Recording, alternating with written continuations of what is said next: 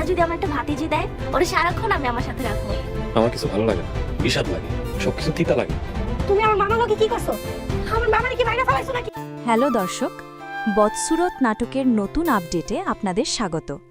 আমার প্রেডিকশন অনুযায়ী ২০ নম্বর এপিসোডে আসছে বড় টুইস্ট, যা পুরো গল্পের মোড় ঘুরিয়ে দেবে। তাই ভিডিওটি স্কিপ না করে শেষ পর্যন্ত দেখুন। শুরুতেই আমরা দেখতে পাব জামালের এক অদ্ভুত পরিবর্তন।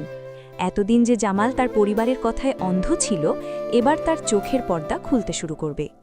অসুস্থ অবস্থায় বিছানায় শুয়ে জামাল বুঝতে পারবে বিপদের সময় রক্তের সম্পর্কের মানুষগুলো কিভাবে মুখ ফিরিয়ে নেয়, আর যাকে সে এতদিন অবহেলা করেছে সেই মায়াই কিভাবে নিজের জীবন বাজি রেখে তার সেবা করে যাচ্ছে। কিন্তু ভাবছেন এখানেই সব সমস্যার সমাধান? একদমই না। আসল খেলা তো এবার শুরু।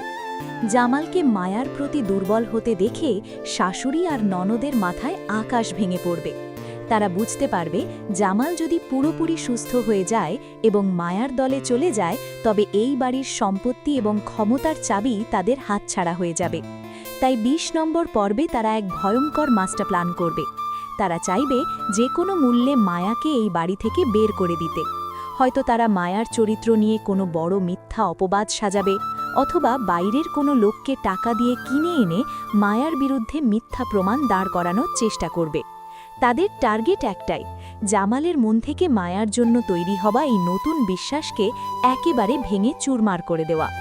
আর হ্যাঁ, এবার আসি সবচেয়ে গুরুত্বপূর্ণ খবরে।